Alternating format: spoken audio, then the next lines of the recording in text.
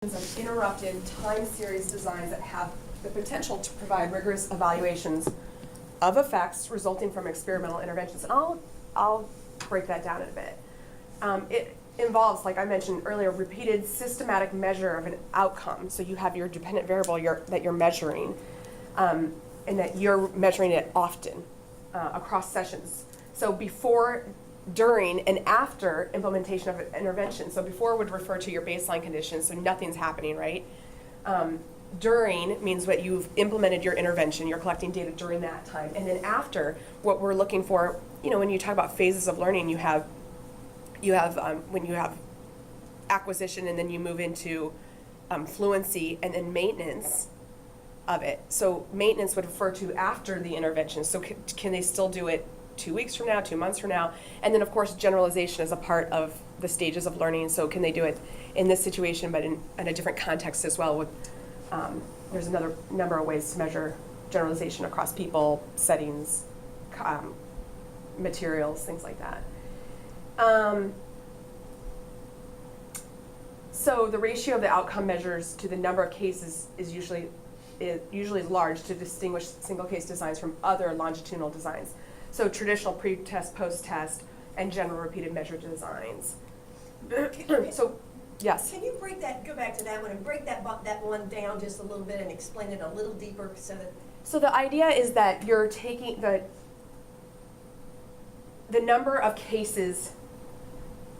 So when you're thinking about comparing it to research that's like a pre-test, post-test measure, which is a great thing, but there's it lacks rigor because you don't have a control in that situation.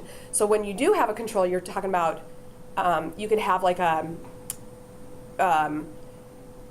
you have a one group pre-test, post-test, which is good, but not very rigorous because you don't have a control, or you could have a control group, which is really good, but then do you have random assignment in there to randomly assign participants to a treatment? Or so the idea is that it can be very rigorous if done well. And I'm going to go over those quality indicators I sent to you guys, and you'll see how it can be paired up to other designs, and even more.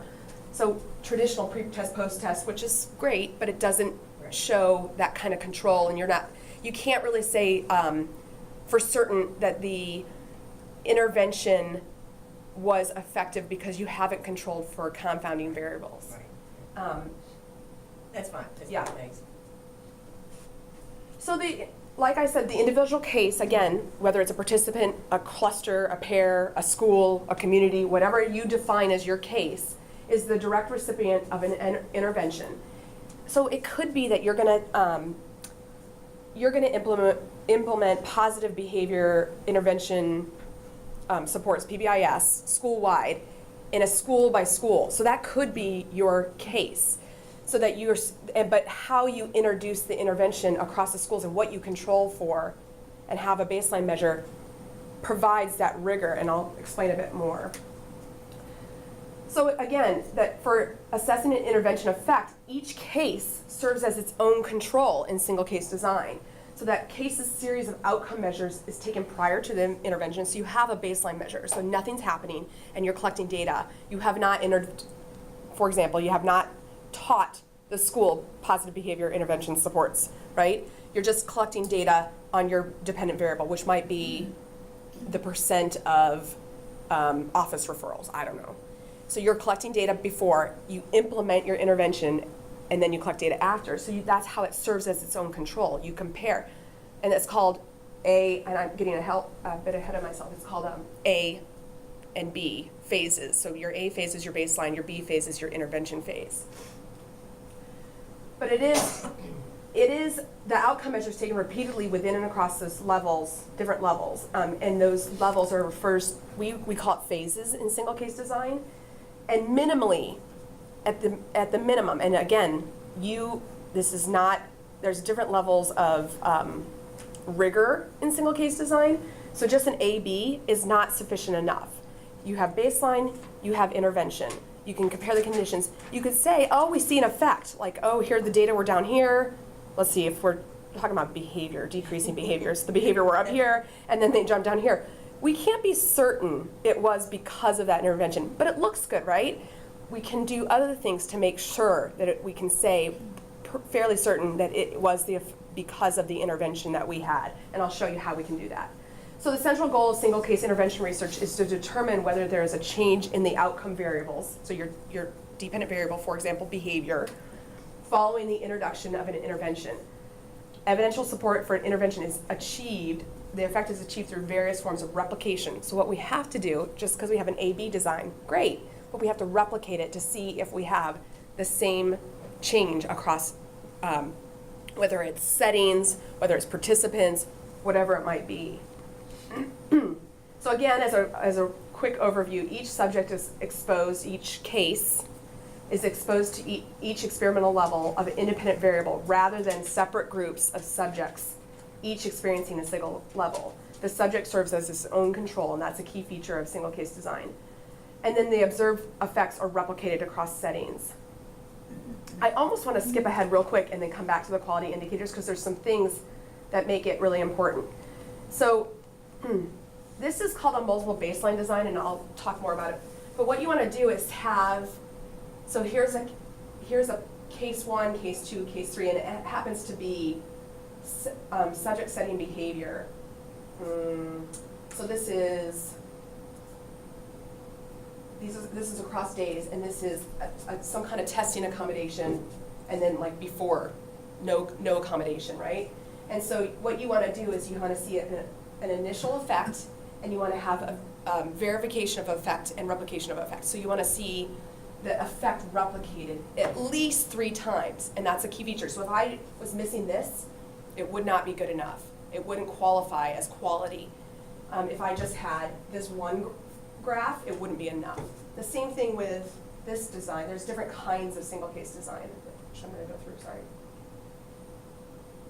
So this is called an A-B design, or reversal design. It's the most rigorous, but you can't use this for every type of single case design research question, because it depends. So this is baseline, here's intervention, you take away intervention, you add it back in. So you have your initial effect, and you have your replication of effect. So it went back down when you took it away, it went back up, right? This is great. But the problem with this one is that you can't take away learning. So this is only effective for things like, we use it a lot when we're trying to decrease an inappropriate behavior, and you introduce something like behavior contracting or something like that. I know these are probably not familiar terms. That's because okay. That's okay. In the world of special education, it is very applied behavior analysis kind of. So we collect data on the behavior, we introduce a behavior contract, we take it away, the behavior goes, the behavior, this is the opposite, it should be reversed. Let me think of something you're trying to increase. What about Time. Oh, go ahead. Oh, I was going to say something. I'm sorry. This is what happens when you're Let not. me give an example that's early childhood. Early childhood example. So you think that providing some materials to a child might make that child engage and stay more engaged longer in something. So you take baseline without providing the materials. Good, yeah. You provide the materials. You take the materials away. You provide the materials. Or vocalizations. So there's Yeah, like vocalization, yeah, verbalizations yeah. here. You Yeah. introduce something, it increases. You take it away, it decreases. So what you can't do is you can't do this for an academic skill, Right. because you can't take away learning. So what happens is, let's say I teach them a strategy. So I collect data, I teach them a strategy, it's working. I can't take away that strategy because they've already learned it, right? And so you can't really use this design, but this is the best design to use in single case design. It is the most rigorous, but it's not always appropriate for everything we're doing. Okay, so let me go back to quality indicators. So one of the things that we want to make sure we're doing in single case design is it is gaining credibility in all types of fields. It is when you don't have access to large N's, meaning numbers, the gold standard of rigorous research methodology is a randomized control trial, right? So in my field, we need a large number, a large N. So we want to, let's say 150 students with severe disabilities, and I want to randomly assign them to a treatment and control. But finding 150 students is a lot. And usually it takes multiple sites of researchers across the country pulling participants together to get that. Because we don't have that, and a lot of times it's not easy to do, we want to try something else that is, you only need 3 participants, for example, that are very similar characteristics. And so what we want to do is make sure we can be at the table with researchers that do randomized control trial. And using a single case design, you can be at that table, except that you have to have these quality indicators. And so we talk a lot about evidence-based practices. And so there's quality indicators in randomized control trial that you have to have in place. And if you evaluate enough studies with these quality indicators in place, you can deem it as an evidence-based practice. If there's enough studies that have been replicated and that have these, all these criteria that the researcher did, they controlled for and they made sure happened, you can say something is an evidence-based practice. So in single case design, we want to have the same thing. We want to make sure that we have, we've done everything we can to make our research as rigorous as possible so that it can be considered rigorous. And what we have in single case design that's a bit different than group is that what we want to do is replicate it across geographical regions. So if I did a study and I had really great success, and we call it a functional relation in single case design, meaning that we're pretty confident because we did all these things, the quality indicators, and had it in place, and we saw an effect and a change that the outcome was because of our independent variable. The introduction of the independent variable was. So if I did it with my research team here, but then it has to be replicated in at least 3 different geographic regions. So I can't be a part of that team again, but somebody else has to take my results and replicate it and get the same thing. And then somebody else has to do it. And you have to have it at least have it affect the effect across 20 participants or 20 cases. So if I did it across 3 students and then somebody else did it across 5 students and somebody else did it across 3 participants, that's not enough. So we still have to have more replication. So once we have those things in place, over 20 participants in 3 different geographic regions, we can then say that the practice is an evidence-based practice. That's a really simplified version. Yes. Can I just sort of make a translation here so you guys are kind of understanding? So part of what she's talking about is what meets these really high standards that have been set up by Works Clearinghouse, IES, all these groups that you've been hearing about through the quantitative world. And this quality indicators are, it's kind of why I keep pushing on some things with you guys about how many subjects, how many replications, and that sort of stuff. When you're thinking about dissertations, this is really important stuff, and it needs to be part of what you're thinking about if you're going to do a single case design research study for a dissertation. Absolutely. And so we'll be talking about this more. Yeah, you want to really pay attention to these things, because if you're missing these things from your study, if you in your write-up, right, for publication, you don't describe the population sufficiently, like if you don't provide, I don't know, IQ or reading level, or it depends on what you're measuring, you're going to get dinged on that, and that counts against you for being rigorous, right? Because you want to describe it sufficiently so that people can take it and replicate it. Say, okay, I found exactly the people you're talking about, and I did it with them too, and I had the same results. Or if they didn't, then we need to relook at things, right? What was missing? Partly our world has changed because this issue of replication has gotten enormous in all the fields, that we have to be able to replicate. Right, we're not going to take a drug that has only been researched and was effective one time. You want to make sure it's replicated again and again to say, okay, we saw these same effects in different parts of the world or wherever, and then we're like, okay, I can be fairly certain that this drug is effective. The same thing with an intervention. Right. It's just really hard to do this, and when you're looking at the literature, it's really a mess because people have not done that. Well, before this came out, this was from the Horner et al. Piece that I sent in 2005. Before this came out, we were kind of all over the place. So some people did some of these, and some people kind of did them kind of half-ass, if you will. So the thing that was nice about the Horner et al. Piece is that it gave us these indicators to say, okay, people, from now on, if you're going to do this, you need to have this. And when I'm on several editorial boards for journals in my field, Right. and when I review single case design, I go through this check. Like, you don't have a measure of treatment fidelity, and that's concerning to me. And I'll talk about that in a minute. So, I wanted to point out to the folks here studying research design, notice, I think 6 of the 11 say describe. Oh, that's a good point. If you do not describe it well enough, that somebody else can see what you did, it won't matter. So we call it operationally defined. Right. It's a So- lot of work. right. So, or like, you know, whenever you're measuring or describing, we want to make sure that we operationally define it so well that no one has a question. That if you show an example and a non-example, everyone in the room would say, well, that's the example because we know the operational description for it, and that's a non-example. So this table in that Horner et al. Piece, whoops, that was lovely, is really the guideline you go by. And then this has been reviewed by other groups. So I got it real quick. Okay. That IES put a group together that added more rigor to what Horner et al. Has, but they've this was a starting point. And then CEC, Council for Exceptional Children, which is our largest organization, actually put a team together to create their own quality indicators. And so some people will say when they do a review of the literature and you're looking for quality and evidence-based to deem something an evidence-based practice. For example, I just did one on the use of visual activity schedules for students with intellectual disabilities. I did a lit review, and I think we used the CEC standards because I'm doing another one where we use Horner.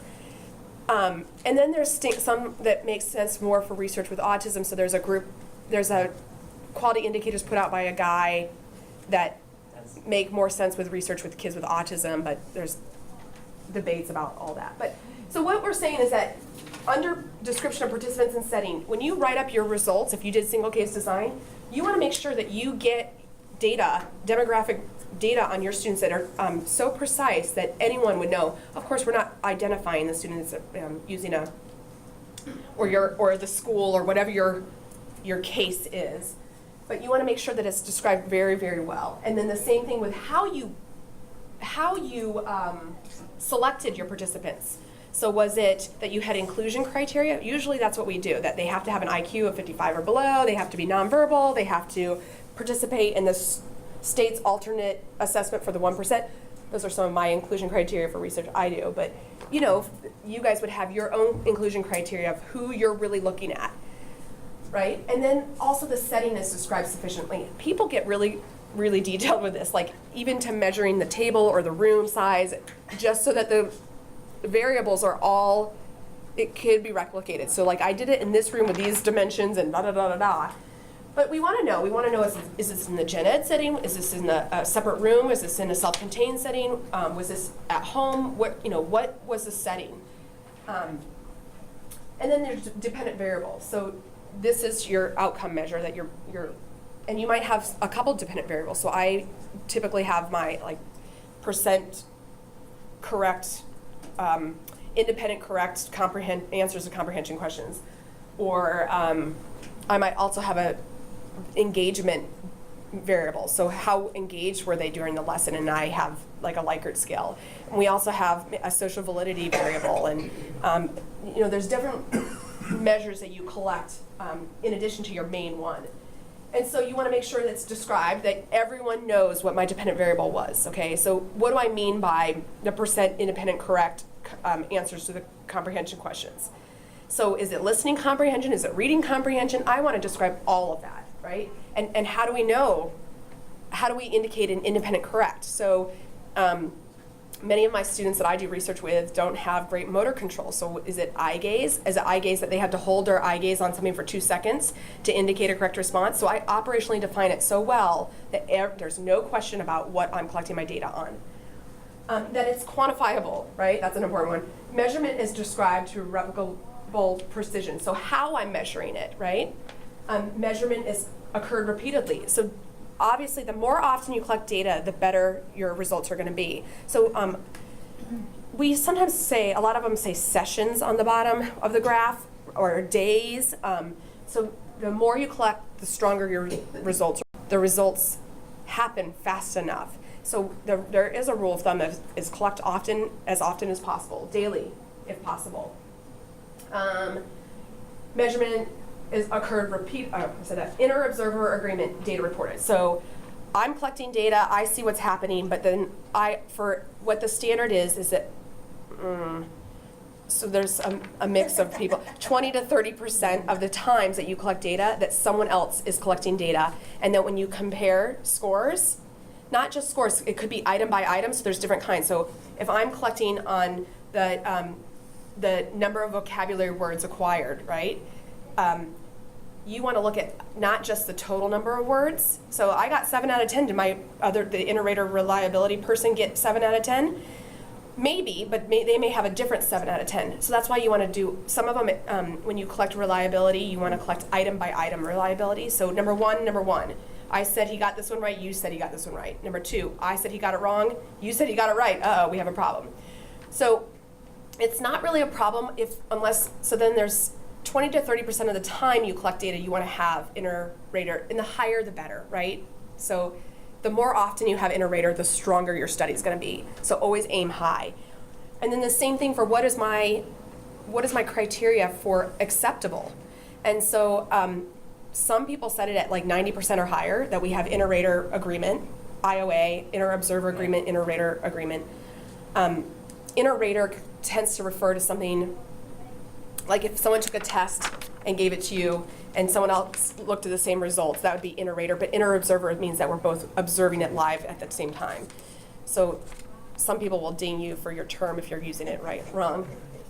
So you also want to make sure that you set it at high enough. So mine tends to be 90%. So if we're off on our inter-rater reliability, so if I get like 85%, I'm going to meet with that person to say, okay, let's see, this is how I've defined things, and this is what I'm looking for. How have you defined things? How did we, why are we off here? Some people set it at 80% or higher is acceptable, but again, the higher you set the level of agreement, the more rigorous your research looks, right? And so you want to, usually when you report your inter-rater reliability, you report a range. So we had an agreement between 87 and 100% agreement with a mean of 95, which is totally acceptable, right?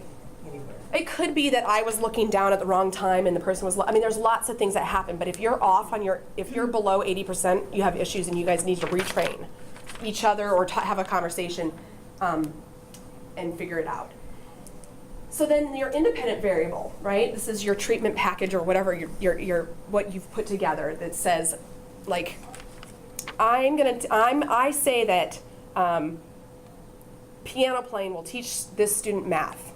Okay, that's my intervention. I'm going to use a piano to teach math. I'm just coming up with random things. So I have to make sure I describe what that means so well that everyone else across the country that wants to replicate it can say, okay, I know exactly how she used this piano to teach math. I'm making up something silly right now, but you know what I mean. That would be, so example, you have to say what piece of music was played. Right, What exactly. the musician Absolutely. was, what kind of piano, was it a punk or a Right, sounding? right. Or recording or live? Right. All that So stuff in my would be- research, I used grade-aligned adapted text. So I'm talking about research with students with moderate to severe intellectual disabilities and autism. And so they were middle schoolers. And so what I want to do is I want to depict text that middle schoolers without disabilities were using. So Outsiders, Number the Stars. I had a content expert, because I'm a special educator. I'm not an ELA content expert. I had a content expert validate, yes, I agree that this is middle school text, and we adapted it. So how did we adapt it? We reduced the Lexile level to about a 3rd to 4th grade level. So I describe how we did that. We used controlled text and we added in key vocabulary. I describe it with such precision that anyone could come and say, okay, I feel pretty confident I could identify my own middle school text and adapt it so that it's very comparable to what Mims et al. Used, right? So that's what you want to do. Make sure that it is described with such precision that someone can replicate it. You systematically manipulate your independent variable. So you don't use it for baseline, and you bring it in for intervention, and you bring it in such a way that you can say that there was a functional relationship. And I'll show you with those different designs. And then your procedural fidelity was described. So I say, in my research, I have, a lot of times we task analyze, which is breaking down a larger, like a treatment package for exactly what the teacher will do, right?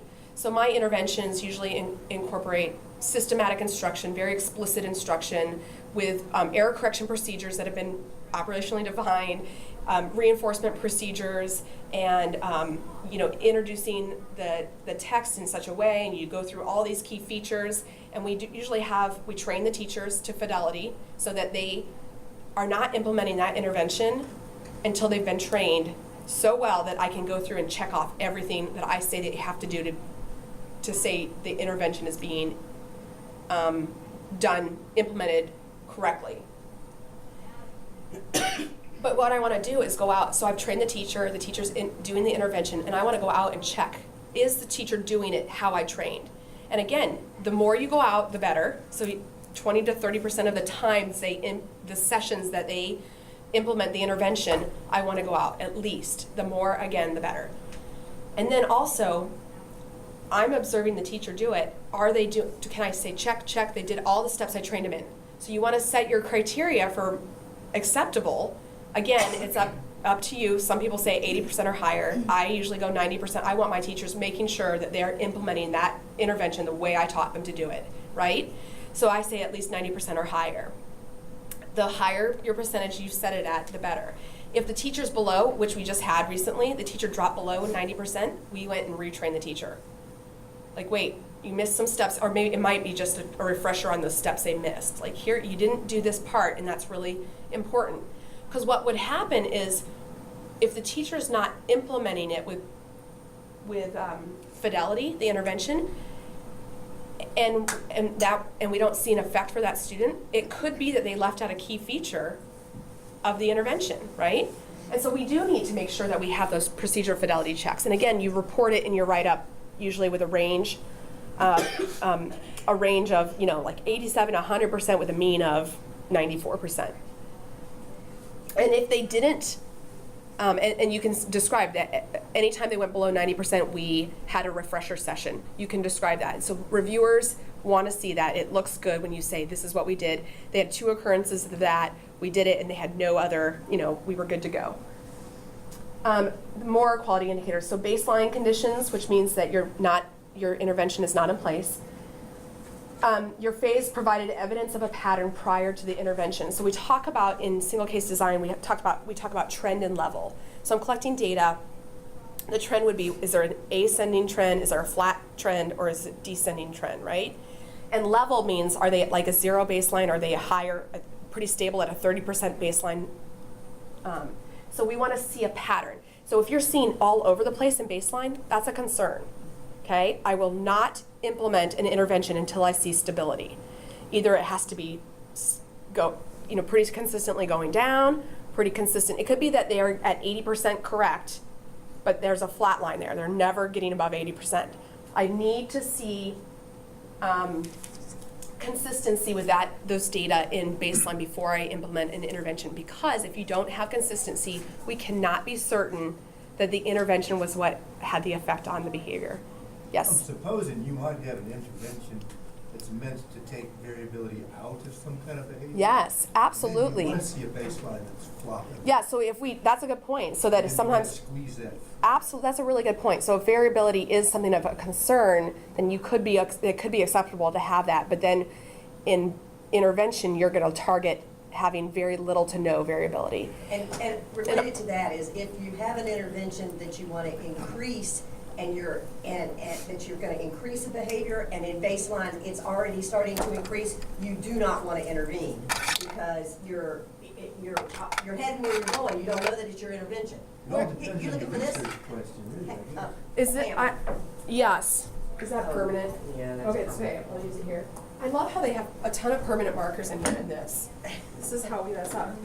So if you have, if you're trying to decrease a behavior and this is your first, let's say first student, and you're seeing an ascending data pattern in baseline, you cannot bring this student into intervention until you see stability or a decreasing pattern, and you're pretty certain that it's, and then we call this a phase change. So this is baseline, or A, if you will, and this is intervention, or B, if you will.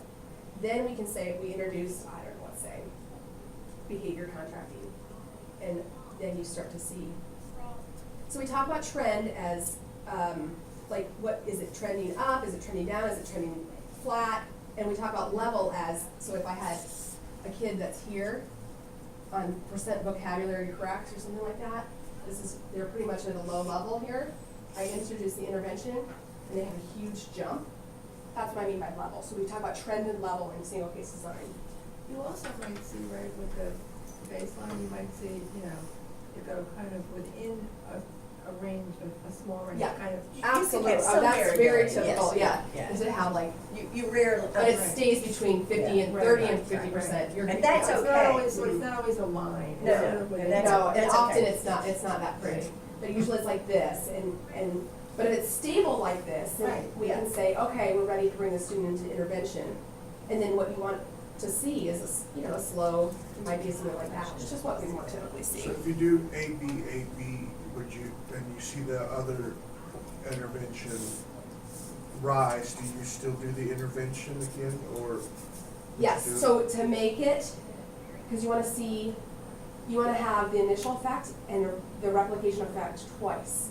So to do that, you have to have the initial effect, replication of the effect, meaning Go back down to baseline and it drops down. and then you have that effect And you put your again. intervention in and it goes back up again. It makes it very strong if you do this. This is really, really rigorous and looks really good. But again, only Again, works for certain questions. Yeah, you can't use this for, like, you can't take away learning. There's another design that people typically use, it's called multiple baseline across participants, behaviors, whatever. So,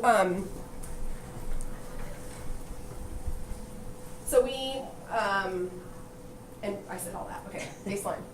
Replicable precision, validity. So there's 3 demonstrations of experimental effect, which is what I talked about. The design controlled are for threats to internal validity, and the effects replicated to indicate external validity. So internal validity, what you want to say is that there's not any confounding variables. Like, let's say I do, this is a math intervention, right?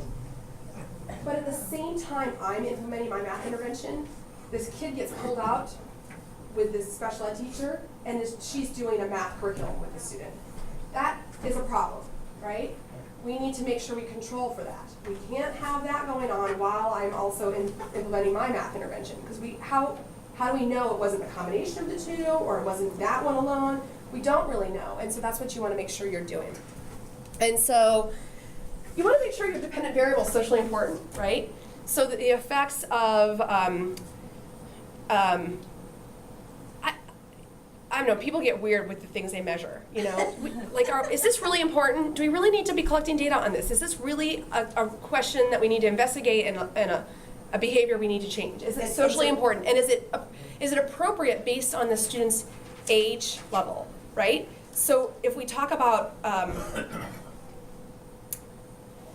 so often in my field, kids are, we have a lot of dangerous assumptions about capability. So there's a lot of younger practices that are implemented. So like 8th graders that are reading Brown Bear with severe disabilities. And that's not, so if I was doing something like that, and that's not important, is not answering questions about Brown Bear is not a socially valid, like that's not appropriate This for is anything. social validity. We've used that term a lot in classes, is what she's talking about. It's the social validity of the outcome that and I think that's a great example. And also the magnitude of change Right. is in the dependent variable is due to the intervention is socially important. Right. Was there enough change to make it worthwhile, They right? make a difference for the kid. Is the independent variable cost effective and practical? So I'm going to go back to my silly example of teaching math using a piano, right? Love it. Like it works. Look at it. The piano playing taught this kid math, right? This is great.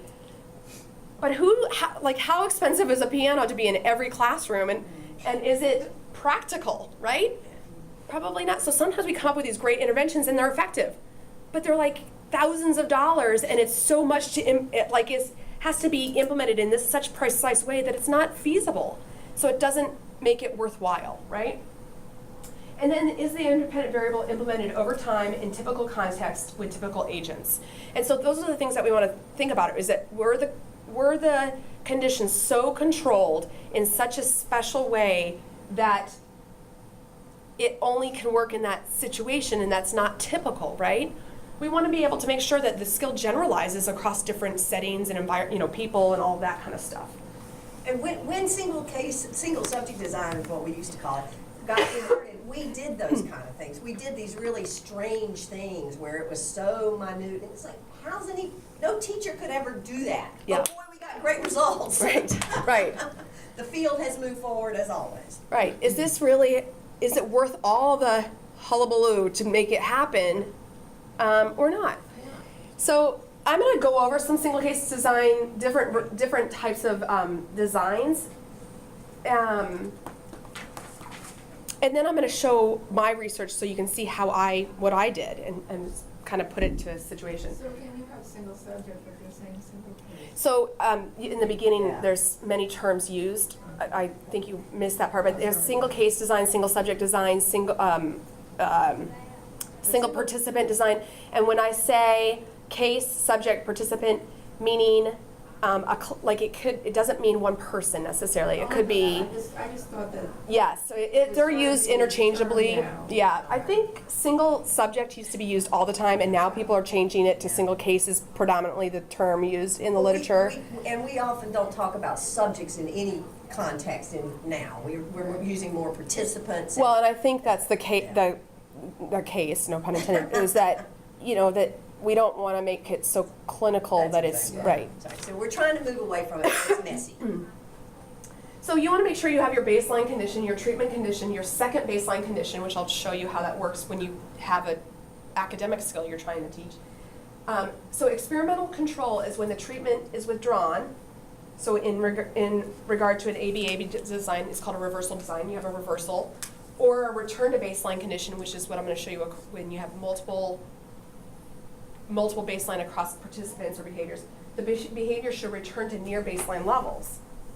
So here's a reversal design example. I think I showed you this one earlier. So you have your AB, baseline, intervention, baseline, intervention. Pam, thinking about that design in terms of your the three thingy. Your initial effect Yeah. Yep. Yeah. So are there three there? There only look like there are two, So here's your initial effect. right? Here's your One, replication of effect, so that it went back to here. Got it. And then you go back up. Yeah. And that's your three. Okay.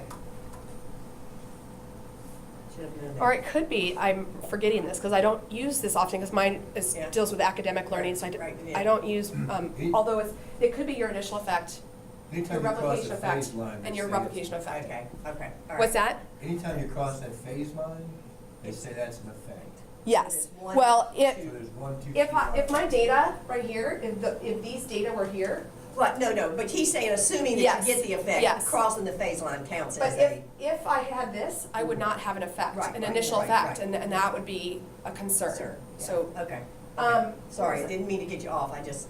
Oh, the other thing I want to talk about is effect size. So we talk a lot about effect size, right, in research, and it is important. And so in single case design, the predominant way for calculating effect size is what we call PNDs, percent of non-overlapping data. They just refer to as PNDs, percent of non-overlapping data.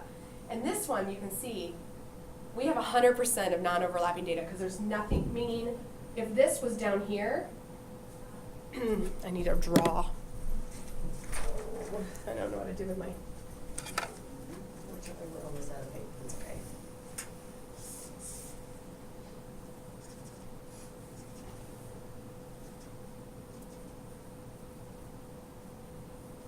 Okay, I decided to bring the student into intervention. I felt that it was stable enough, and then they were going up, and then they went down.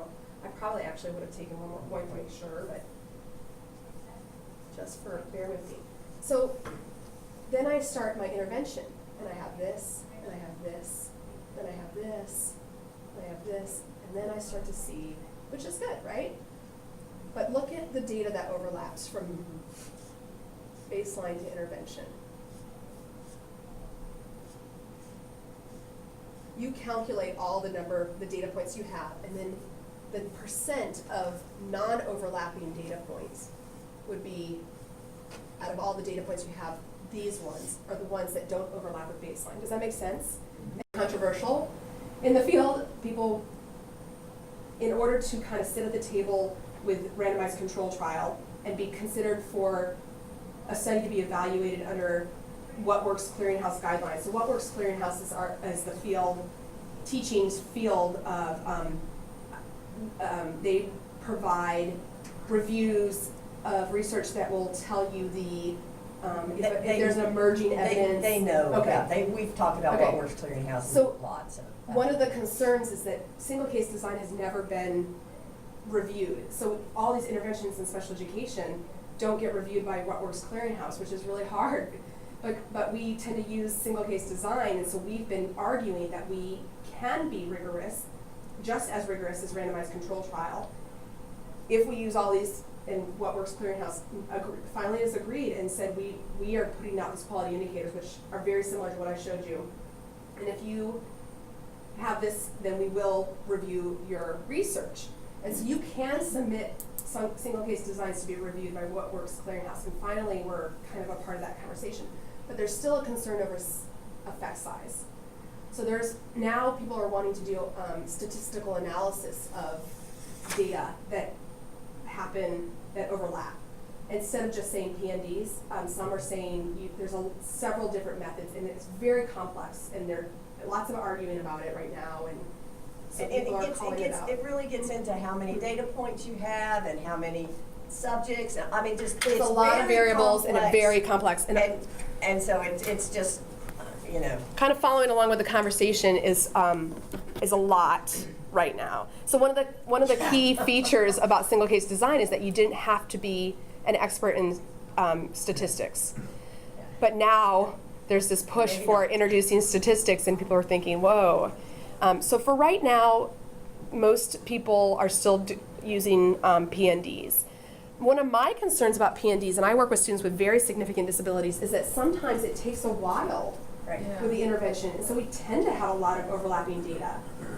And that's not a bad thing. And it isn't a bad that doesn't thing. mean you didn't have a good effect. But- it messes up statistically when you start doing that. It screws up. And people look badly when you have a high Yeah. PND. You know, it doesn't look as well. But I always say, well, think about the population. So there's arguments about using PNDs. Or even like my student who's doing this, I mean, we're thinking about that in relation to her doing, you know, it's the teacher. It's like she's looking at the teacher. Right, teacher She's behind. having the training, and you know, it's like adapting to the new training. Right, absolutely.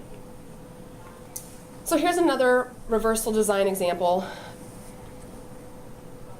This is frequency of appropriate peer behavior.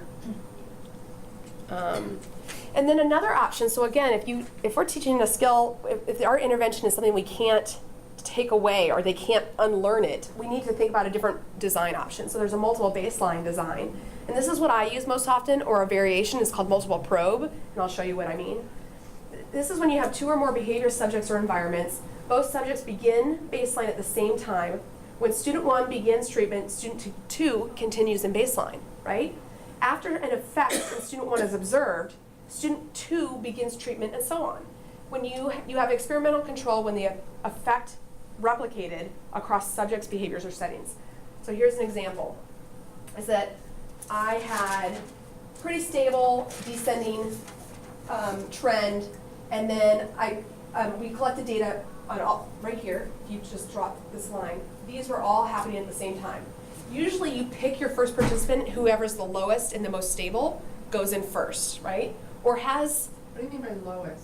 so if I had like a 0, if this data were down here, Yeah. I would say, whoa, he has the potential to make a big change. Let's bring him in first, right? If you will, him. Where these ones were higher. Or if I see a lot of instability, I'm not going to bring those kids in.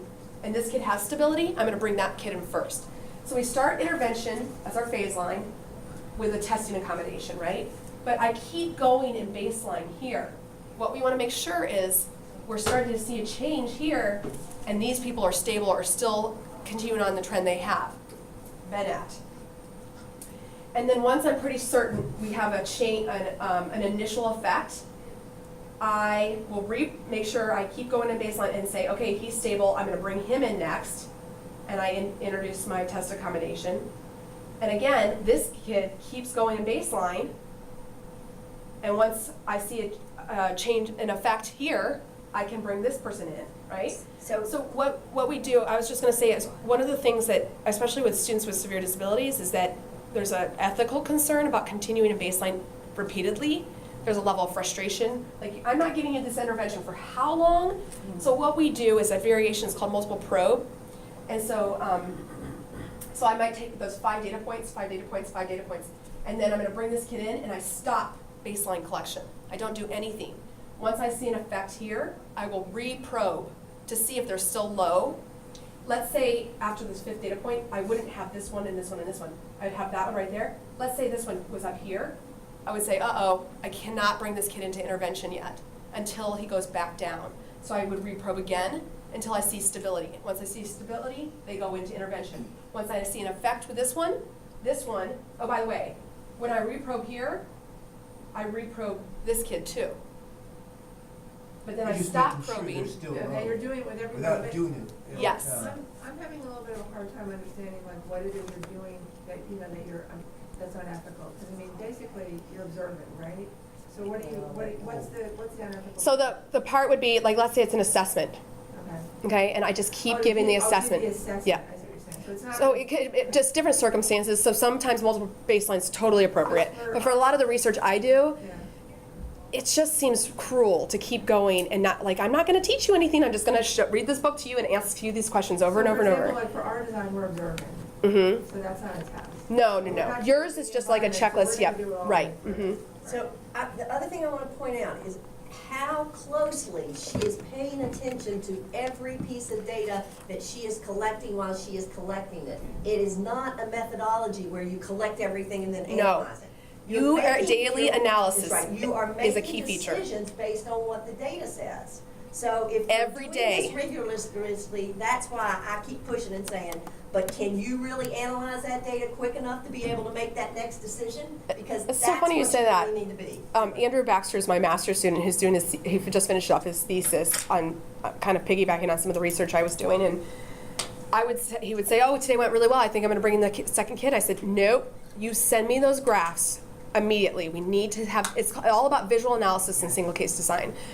Can I visually say that there was an effect enough to go ahead and reprobe the second and third participants in order to say, okay, bring in somebody else? And a lot of times it would be like, Andrew, I don't feel confident yet. I need to see more data here to see if there's really an effect before I bring in this kid, right? So I would pull back and not let him go in because it is, and I think he slowly started understanding how essential it was to graph data constantly. So as soon as he was done out in the classroom that day, he would come back to the office, get on the Excel sheet, put in the data points, and graph it. And we could look at the graph to say, okay, because it is about visual analysis in single case design. It's part of the rigor that makes it so wonderful. Right. But it also, it's just got another set of issues that you have to build into your designs and your time and all that sort of stuff. Absolutely. I love it. So then there's another one called alternating treatment design. So it's also known as a multi-element design. Baseline may or may not be present. I'm always in favor of a baseline condition, but it's used to compare different treatments or experimental conditions. I had one of my master's students who just graduated, Turkey. He used an alternating treatment to compare the difference between traditional constant time delay method of teaching vocabulary, or they were safety sight words, like kids with autism in the community that need to learn, like do not enter and bathroom signs, things like that. And then and he compared it to a software program that taught that to see if one was more effective than the other. And so that's how he used alternating treatment. So the conditions are rapidly altered in a random or semi-random fashion. You actually literally like flip coin to say which, am I using intervention A today or intervention B? But you can't use the intervention, the rule of thumb is no more than 2 times is really in a row, and then you should switch it to the other intervention. So experimental control is when you see a separation of the data paths associated with each condition. So I can slowly see that, you know, the software program is having a stronger effect than the traditional teacher method. So here's an example, and in this case they did collect baseline. So I wish I almost had like a, what this might be. And so I think they had 3 interventions here, right? So they introduced, I don't know, 1 and then a second. And this is all at the same, kind of at the same time. So it's hard to tell without the little things there, but I think this one looks like it went, maybe this one went first, this one second, third, but it's, ideally you would have the points, and it could be in the same day, like I could do the intervention and then switch it to the next one, you know, 2 hours later. But you can see that we start to have a separation here. And what, you know, I actually did a study 2 falls ago, not last fall, but the fall before, where we saw that we had an increasing trend with both, but we still had, we had a separation where they were, it was an iPad versus not an iPad. The iPad ended up being stronger. They were both effective, but the iPad had a stronger effect, right? So we look for a functional relation in single case design. A specific change in one event, the dependent variable, can be reliably produced by the manipulations of another event, the independent variable. And the change was unlikely the result of other factors. That is, if we have control over behavior, we can reliably produce it by manipulating specific antecedent and consequent variables. So let me apply it to my research right now. I know that was a lot. That's great. Well, so I'll go quickly through some of these because I don't know how much you guys care, but my area of research is teaching English language arts, well, literacy, English language arts to middle school students. So there's legal mandates across the country for students to have access to grade-aligned content. So if I have an 8th grader with severe disabilities, they still have to have access to that 8th grade content. So in our state, it's the Common Core standards in math and science of an 8th grader. But we're not asking for grade level achievement, we're asking for alternate achievement. So it means you're using the same content, the same materials, but we're not saying that you have to achieve it at this level, but an alternate achievement level. So maybe showing comprehension of, after reading the book Outsiders, through pictures and identifying the answer through picture support. That would be an alternate achievement. So what we kind of, and I like to say I'm not smarter than a 5th grader. I'm not an ELA content expert, although I've learned a lot. I am a special educator, so what we wanted to look at was what was out there already for teaching some of these skills in ELA. We know time delay, it's called constant or progressive time delay, is an evidence-based practice. This was a comprehensive lit review we did to teach sight words, vocabulary to students with moderate severe disabilities and autism. It's also been applied to middle school language arts vocabulary in the gen ed classroom. This is a study done by John McDonald and colleagues. We also know that teachers can learn to follow a task analysis, like a list of steps, of chain steps, to present a read aloud of a middle school novel, an adapted book. So this was the first study where they trained teachers to follow this. It was like a 12-step task analysis to go through, I think they did like Call of the Wild and Island of the Blue Dolphins. And they measured engagement of students, and also they collected data on the percent correct answers to different questions and vocabulary and things like that. And the teachers were able to implement those steps of a read aloud, a shared story, with they were able to do that reliably. And also we applied it to middle school biographies. I have an example.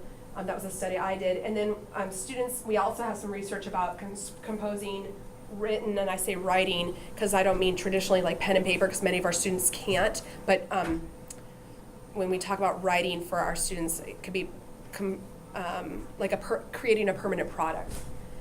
So using a graphic organizers and response options, and that was a dissertation done by Catherine Trela. So here's that study about biographies. So we adapted the we took a gen ed book that had biographies in it. So this was Harriet Tubman. We adapted that, Gary Paulson, a bunch of biographies.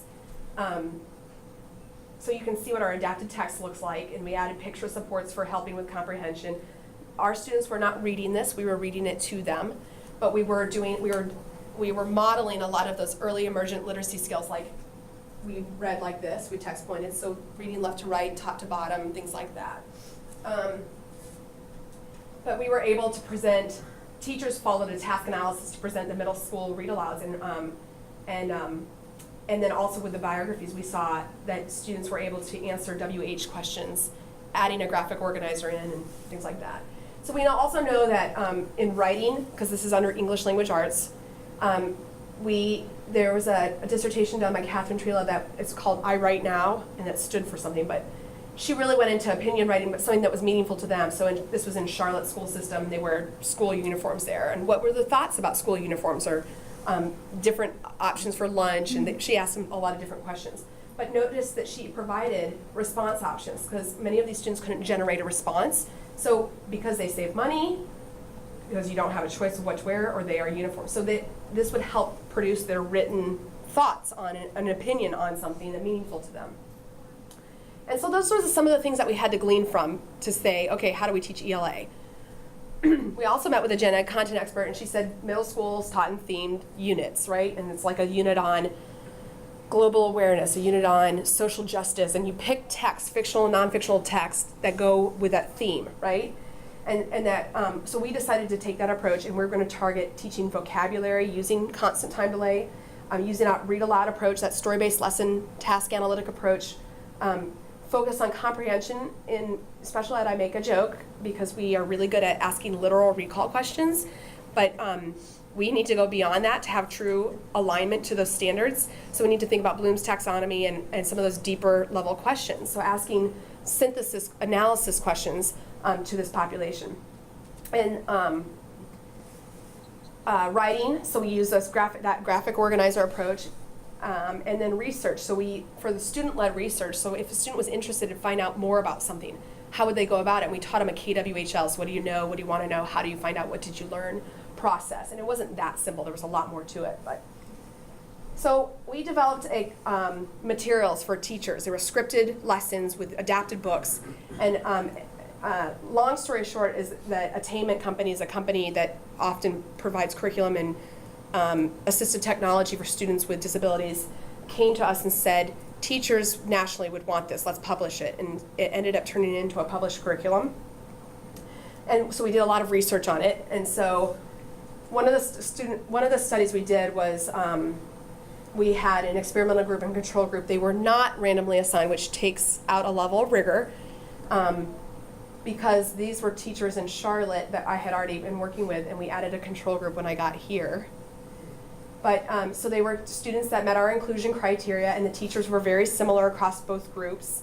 And so we presented these scripted lessons. So the teachers in the control group got these very scripted lessons and all the supports and the graphic organizers and this treatment package, if you will.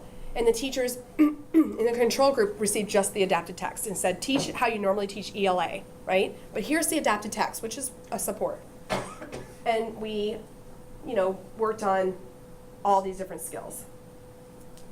I won't go into all that. And so what we ended up doing is having a direct measure, like a curriculum-based measure, and then we had an indirect measure. So which meant the direct measure was text that they had seen from the adapted text, so poems, plays, fiction and nonfiction that we had used in our curriculum. And the indirect measure is a generalization measure. So it would be novel texts that they'd never been exposed to, novel poems, novel plays. Both groups had never seen these before, right? And so we did a pre-test and a post-test.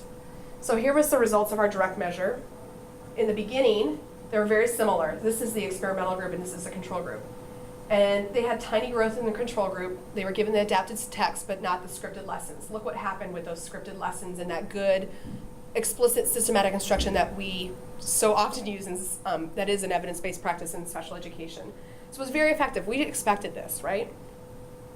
Look what happened with that indirect measure. One of the concerns with students with severe disabilities is they have a hard time generalizing to untrained content.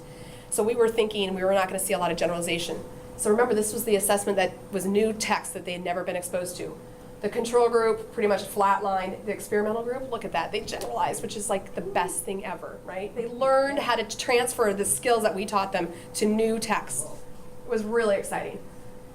So a lot of the students, we had a lot of students with autism. They use a lot of voice output devices. A lot of them were nonverbal. So don't underestimate. Don't assume incompetence.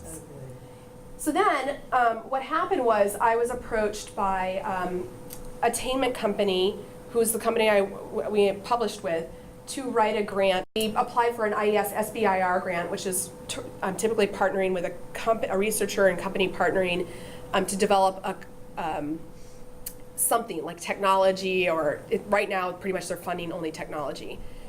So we ended up developing an iPad app based on the curriculum that we already had.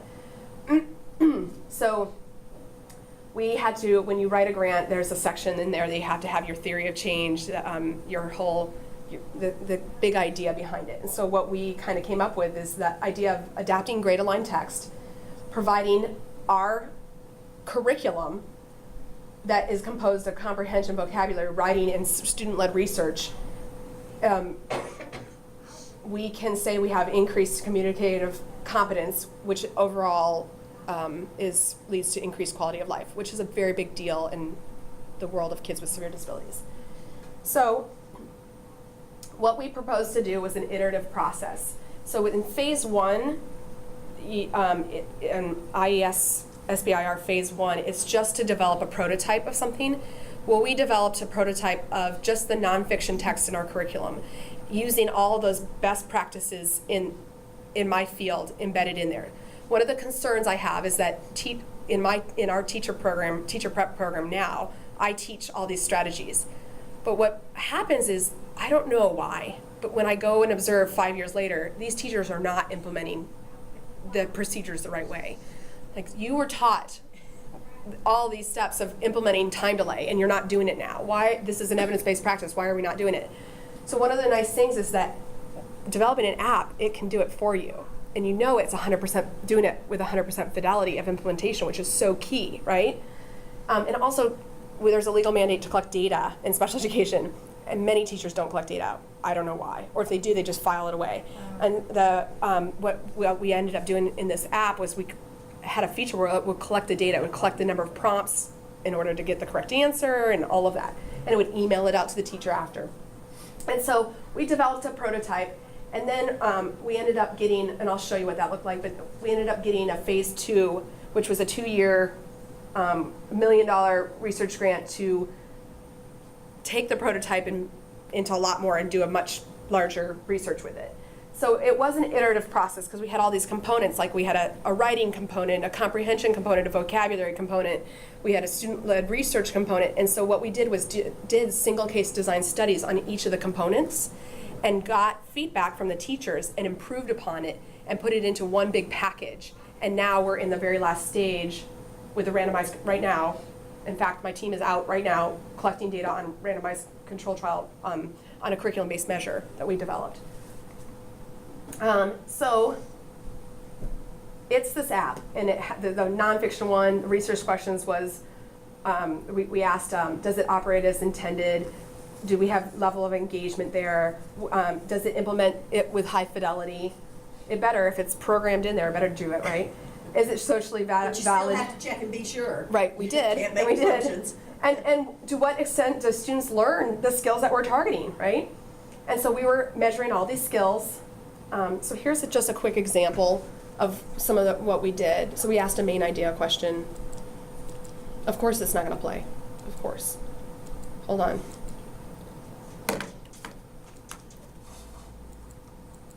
I guess I could show you.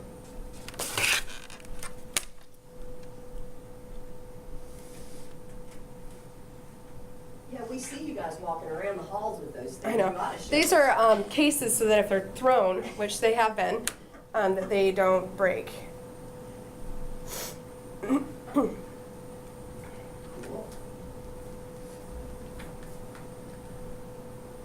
So it's fun as like a researcher and as someone that created this, to talk to a company that creates technology to say, okay, I want it to do this and have it do it. I'm like, holy cow, it's doing this evidence-based practice. So you guys are outsiders, familiar with outsiders. These are all gen ed texts that have been adapted. And they're broken down by chapters. I'm going to go through it really fast. We teach vocabulary. It does a lot of instruction stuff right there. We do a prediction question after doing like a story walk, if you will. And then it reads the story aloud. Chapter 1, Pony Boy the Greaser. Pony Boy The was vocabulary youngest words of are three underlined. boys. They can touch the His word and it oldest brother, defines Derry, it to help. was 20. Derry was responsible. So it goes on through the chapters. These are repeated storylines that we often, like, you know, in early childhood, the books, Brown Bear, there's a repeated kind of, so the research we've done has shown that adding a repeated storyline to adapted text helps our students with kind of getting the main idea of that chapter. So, Dr. Mims, I'm curious about that. Could you tell me that example of a repeated storyline?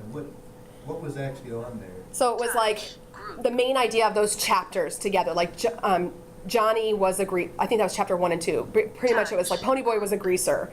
The whole idea was, Little pictures and those words said Pony Boy was a greaser. yeah, so that would be the repeated storyline at the bottom of every page in those chapters. And then the next chapter pairing changed to a different repeated storyline, like, you know, Johnny and Pony Boy got in trouble or whatever it would be. I was thinking about adapting something like that to teaching science, for example. Well, we do. We have that.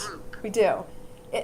We talk about wonder stories in science, and so I have blue eyes. My mom or my dad has blue eyes. My mom has brown eyes, but I have green eyes or whatever it might be. And it gets into like the whole like I wonder how that happened in the Punnett Square in teaching. So we talk about a wonder story and it has a repeated storyline in there, or it has a concept. It has a concept statement, and so it's what the research question or what you wanna investigate, right? And it goes into that. Yep. So you have some of those developed? Yeah, so with attainment, not science and math are not my area, so we have a team though, my colleagues that do this same thing I'm doing with English language arts, they do it with science and math. It's so amazing. It is amazing. So now it is doing a test of your vocabulary. And it'll collect data on this. And I'm just going to go through fast. Responsible. It doesn't say the right or wrong answer, it's just a probe. Brothers. Because it already did the testing and did error Are correction. teachers sitting with them while they do this? Yeah, so it never was something meant to be, go and do ELA by yourself, kid. That's my fear. It's actually supposed to be used in addition to using a paper curriculum as like a kind of a mixed. Touch the word that. But then it goes into the comprehension section. Touch the word that means. I'm trying to go fast. Able to make the right decision. Touch the word that means. Unlike or not the. Touch the word that means. Okay, Sequence means. here's asking a sequence question. It's asking the first sequence, what happened Here are first. 3 events that happened in this. And there's a part of the hint story. feature, so it can go, if your student doesn't know, like, I don't What remember. happened first? Just like a kid with a book, they can go back in the book and look. So this will go, a hint will take them back to the page that has either alludes to the answer or contains the answer. If they answer incorrectly, it automatically goes into an evidence-based practice in our field called the system of least prompts, where it's as needed, you provide more and more assistance. And so the first level prompt would be, go back to the page, reread the page containing the answer, re-ask the question. If they still get it wrong or don't respond, it will go back to a line, a more intrusive line, gray out a response, and you're down to 2 response options. So it goes through this process where it gets more and more intrusive to help you find the answer, right? And it goes and it does this throughout the whole thing. So that's just one component, and we have a writing one and student-led research one, and so what we did was did studies on this, right? So these are some examples of a student answering the sequence and how we taught it. So our participants, so this is the table I actually used in the publication, and so it kind of goes into a very detailed information on, in fact, I remember reviewers wanted even more than this, so I had to add, this is an old version, I had to add some more, and even in the description in the methods section. But like, what was their current reading ability, even though we're not measuring reading, they wanted to know what was their verbal ability. So we had one that was nonverbal, one was highly verbal, but And I think she read, but she was hyperlexic, so she could read really well, but couldn't answer any questions. And what grade level they were in, what was their identification, what was their IQ in the test given. So this one we used a single case, multiple probe design across student design. So we had baseline, intervention, generalization, and maintenance measures. We had a teacher and a teacher's assistant that were the interventionists, but they didn't switch. Like, the teacher always was with student 1 and 2, I think, and the teacher assistant was always with student 3, because if they had, it would have been a confound, and that would have been an issue. So baseline probes of the stories were conducted prior to and between intervention phases, and I'll tell you why. These probes indicated the number correct unprompted responses to questions. So we just read them the adapted text and asked the questions. We didn't have any of that. We didn't have the version with all the prompting in there, right? And so we asked those kind of questions. The order of the stories was varied across participants to control for sequence effects, so we wanted to make sure that there wasn't a sequence effect.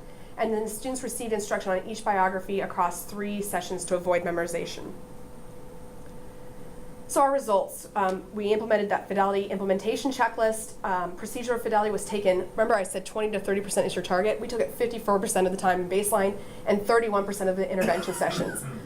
Procedural fidelity for baseline and intervention was average of 98.5% implemented with 100%, with fidelity, with a range of 95 to 100%. So we had great fidelity. The teachers really didn't have to do much, right? They just had to make sure the student was on task, and because the iPad app was the one that implementing all the stuff. So it said that the teachers were able to follow along with the prescribed steps of implementing the app with the student. Inter-rater reliability of, there is something else. There's another level. If I'm collecting data on the teachers implementing the steps they're supposed to implement, does another observer agree with me? So you can also, it's just another level, take inter-rater on me collecting procedural fidelity data, right? That's a lot. The level of engagement was rated on a 6-point scale from does not participate to fully participate, and in between was like, sometimes have to have prompts to participate, things like that. And then we did a follow-up discussion with both the teacher and teacher assistant about engagement and what their thoughts were, and we did a measure of social validity, and I had a follow-up time with questions to ask the teacher. So overall, the level of engagement was really, this is social validity. So we had a Likert scale for questions on social validity, like did you think that the iPad did, used appropriate techniques to teach, blah, blah, blah. Was the outcome important to you, these kind of things. So we had a very high level of social validity. Most importantly, here are the graphs. So you can see student 1, the students picked their pseudonym, by the way. We chose Curly's name. Lacey, I had a GA named Lacey, and the girl said, I want to be Lacey. So we asked them who they wanted to, what their name was. And you can see student 2 wanted Superman to be his name. So these are pseudonyms, not their real names. We debated about publication, like, should we publish it with these pseudonyms in here? I like that the kids got to pick their own. So look at the baseline data. These 4 data points, these were different biographies, by the way. So you can see Sadako is the circle, We Beat the Streets is the square, Anne Frank is the triangle, and Neighbors is the diamond. So, and the questions we asked were the same, like who's the main character, those kind of questions. So we collected at the same time. Why do you think we brought this person in first? It's like a trending of decrease. Yeah. So I think he had the most to gain, and this one went down, and all of them would have been totally fine to bring in, actually, but we decided to bring him in first. So we took 3 data points. We did randomly flipped a coin to pick what book they would start with, right? And this kid started with Sadako. And so he's doing intervention, so this is all the fancy app supports. Once we've seen a change in trend and level, look what happens. We reprobed, right? Look at this kid, jumped up a little bit. So that's why we didn't bring him in. We were like, oh wait, we're not bringing him in yet. But this one, totally stable. Let's bring him in next. Her, I should say, sorry. let's bring him in next. So we flipped a coin or drew a number, and we beat the streets first. So right here, we went back to baseline with the next story. So after this kid was with Sadako, we picked a number again and randomly chose We Beat the Streets. We wanted to see if he would start to generalize to untrained text. That's why we did a baseline measure there. We wanted to see, like, will these start to go up? And you can see Curly did not. And he really struggles with generalization. So one of the things that's sad about this is that he did not generalize. But you can see that Superman, look at this one right here, he started to generalize to untrained text, right? Which was really a little bit. So that was exciting. And then Lacey, I would say, had some level of generalization. She dropped down here, but she had a level of generalization. But overall, you can see that we have the initial effect, the replication of effect, and another replication of effect, right? And then, so this was a more complex one. I added levels in there. You didn't have to have all these different levels in here, but I did. And then this was after like a month of no data, could they maintain the results? And actually, we do have a maintenance, but the graph is old, and I can't remember. So Lacey. maintaining it using the same material. Could they maintain their skills across 2 months without seeing this and come back to it again? And they were able to. You mean without using the iPad? No, we used the iPad, but we randomly drew a number on what book to introduce again, and it was a new chapter that they had never been exposed to, or no, it wasn't a new chapter, but were they able to maintain those same results? Could they still hold on to them? And we saw that. So that was the first study on the prototype. And then what we did was the phase 2 grant was, again, that iterative process. So we improved on some of the things that we didn't like about based on the phase 1, and then we replicated the study again with fictional novels. So we did the same exact study but with fictional text. And then we did the same study but with not targeting comprehension. We targeted writing, opinion paragraph writing, and then we did student-led research. So again, we had the students got to pick their names, SpongeBob, Elsa, guess what was popular then? Cookie, and Dan. I think Dan, we named him that. He was not able to give himself, he was pretty much nonverbal. It says limited verbal, but he was echolalic. He had autism and a lot of echolalia. So here's some of our kiddos. And the reason we can put, they're pseudonyms, but they're pictures. We have permission from them for filming and taking their pictures. So here again, you see this is with the fictional novels. So now we have, actually this was Outsiders. So chapter 3, 4, 5, 6, 7, 8, 9, 10. We divided into chapters. And we reprobed. Before we brought them into chapter 5, 6, I wanted to see if they start to generalize. And we did see some generalization. Look here. But by the way, Dan, it was so hard. Dan had severe autism, and his behaviors were out of control. We almost dropped him from the study, but the teacher kept saying, you know what, let's keep him in. You can see the blue line is your mean average of baseline data, and your red line is your mean average of intervention. We saw small gains with Dan. We didn't even need Dan, technically, because we only needed 3 replications. We just added him because he met our inclusion criteria, and I liked that we had a kid with that severe of a disability in the study. I thought that 4 was what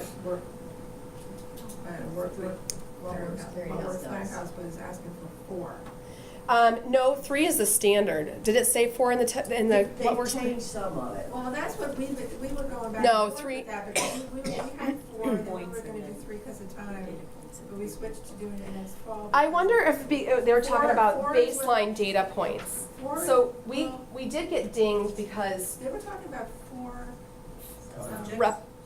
phases are. applications. Yeah, that's crazy. Really? That's new to me. One of the things I think is really good, and I really appreciate the fact that not only did you collect the data on that child, Yes. but you also reported the data on that child.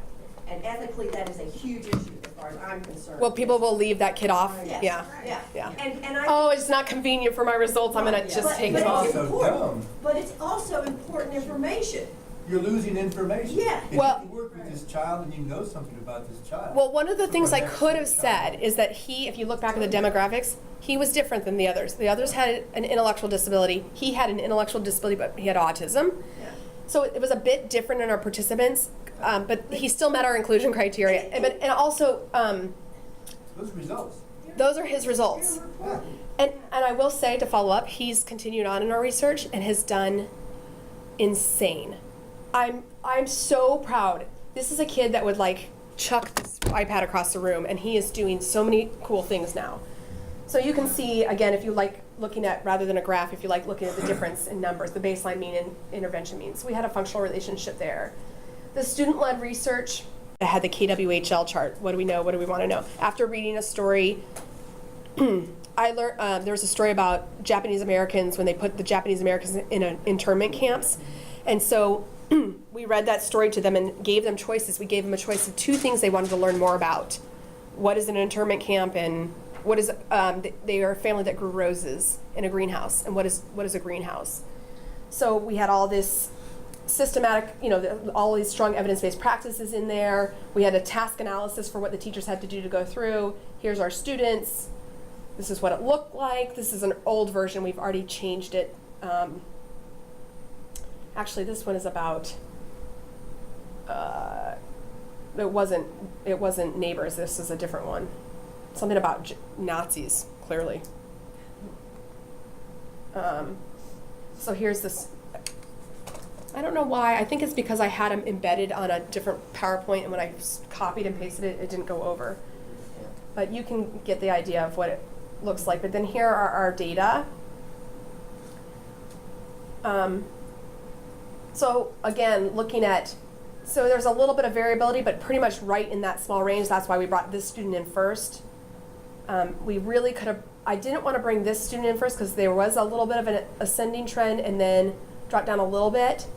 And this student we could have brought in first too. It would have been fine, but the only reason I didn't is because there was an up rather than a down for that last one, right? So we bring the student in first into the intervention. And once we see a change in trend, see the overlapping data point there, but then we went up. We felt good enough about reprobing, low, but we brought the student in because he was lower. Look at that jump right there. That was really exciting. And then once we saw this jump, we reprobed this student really low, brought this student in, big jump. So you can start to see how that worked. Can I ask a question before you leave that slide? Yeah. To understand these multiple baseline things, the fact that this has the rigor you need is based on the 3 stacked charts. Yep. And not the 4 or 5 phases. No. This is just me doing fancier things because I wanted to show a measure of generalization. Yeah, so that's what I was saying. Ignore a lot of this. This is just our intervention data. But these little face interruptions here were me trying to see if there was generalization that happened. You're trying to learn, but the rigor comes in the. Yes, the rigor comes in the way that we move tiers, down the tiers. Mm-hmm. So here, the results, I won't go into. We had to measure, again, procedural fidelity, inter-rater reliability, strong engagement data, strong social validity data.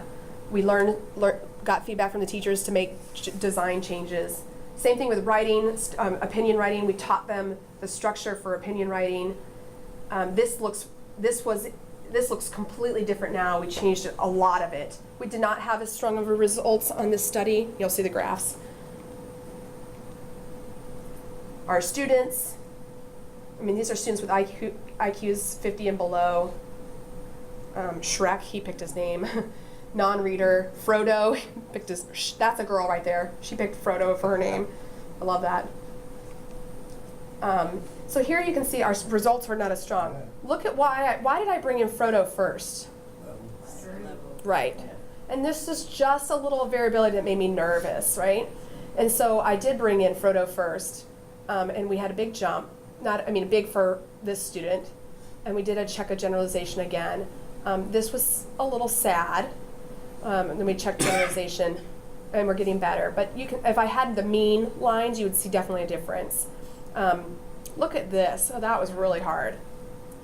And in fact, notice how long it was before we brought Shrek in because we wanted to see this change. Does that make sense? Before we brought him in. Could I- Yep.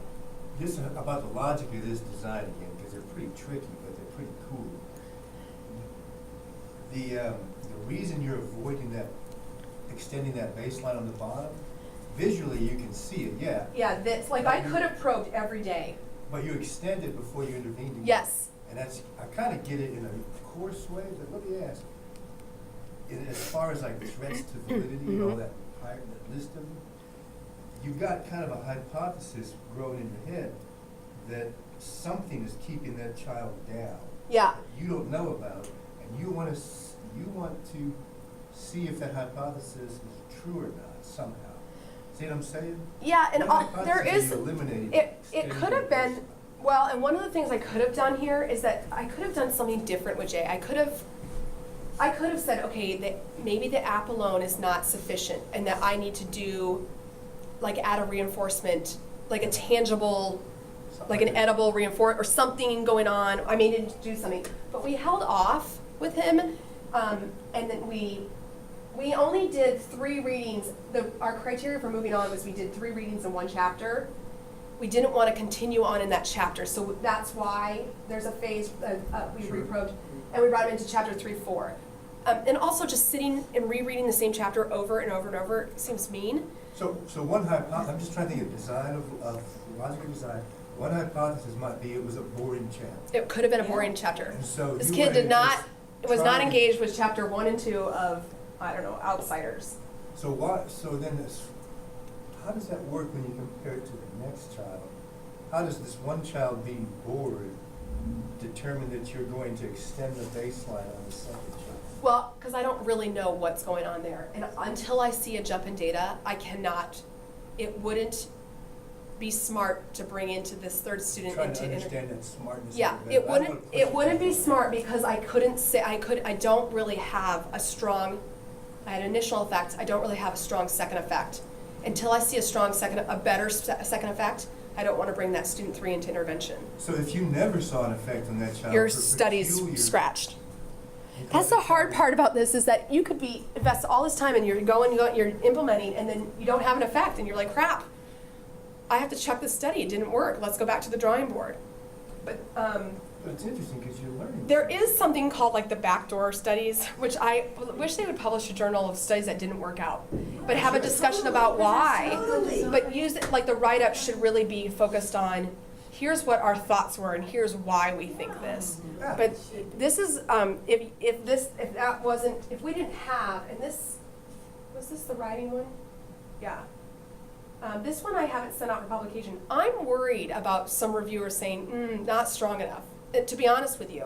But we learned a lot from it, and I have more to say in the write-up about things. And this was our first step.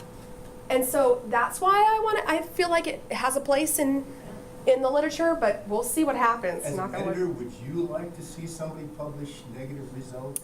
I wouldn't say they're negative. I would say it's an iterative. If it's working towards something or figuring something out, there are times that studies or interventions that were not successful are worthwhile to bring to the public Because you learn something from them. There are times they're not. Yeah. Right, I think that's really important. Yeah, I know everyone talks about the backdoor journal. They call these like journals that maybe don't publish positive results all the time. But I am worried about this one because this is not as strong.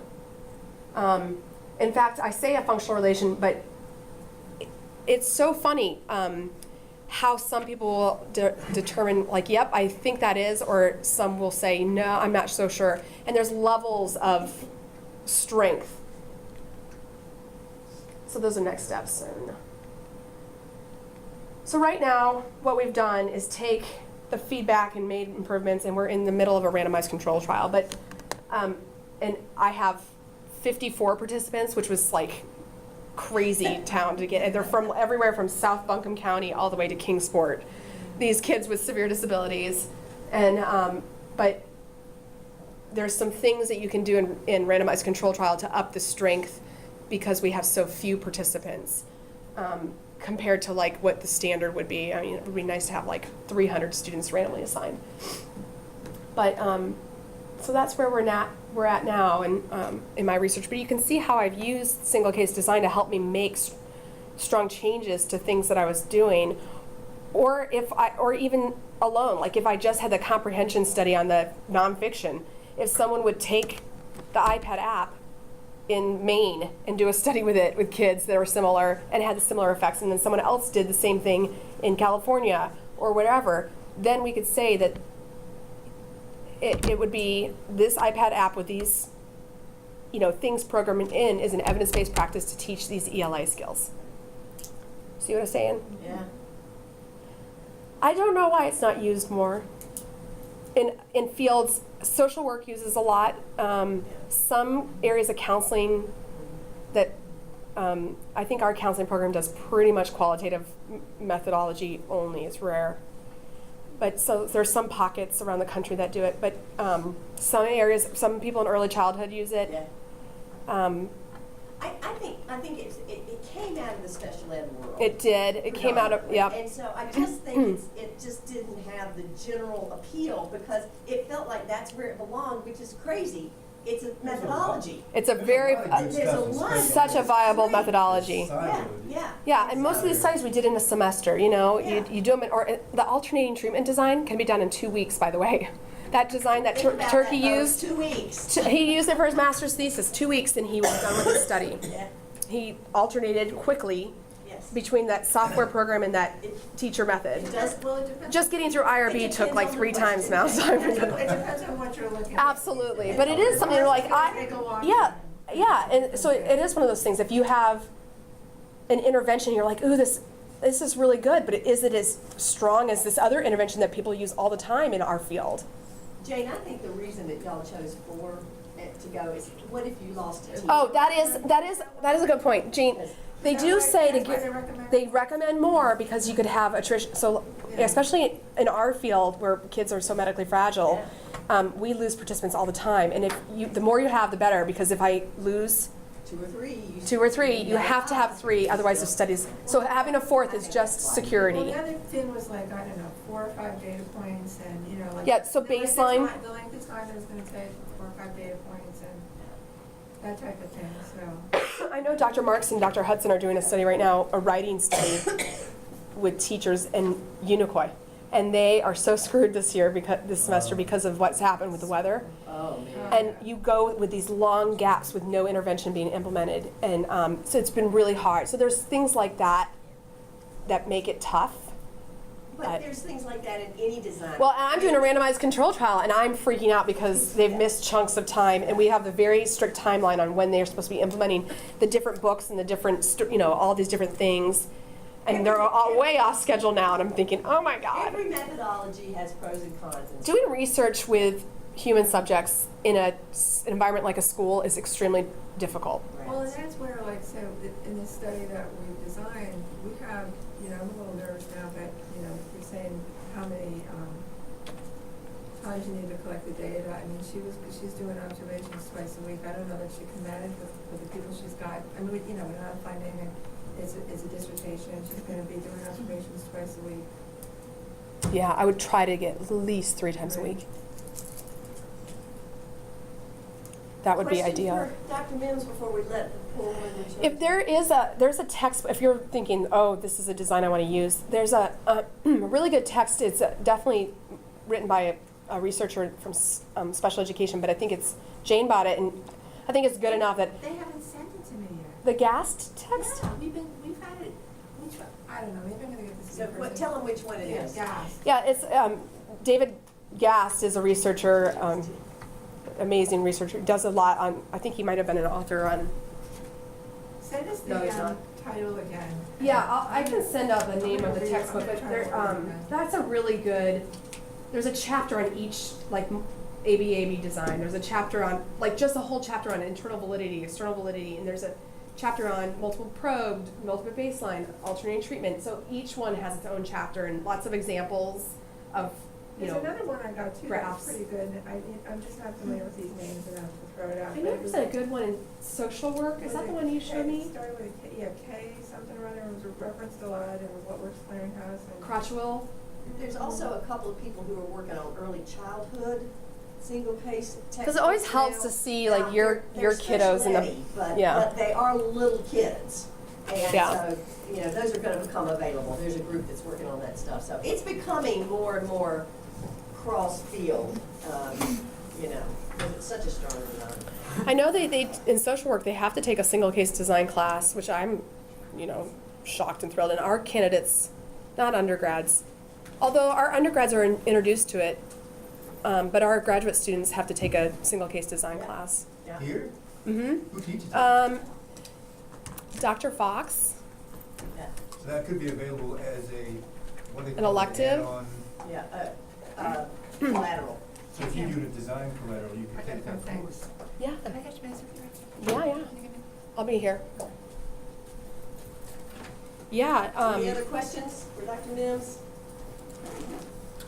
Thank you. Sorry I went over. No.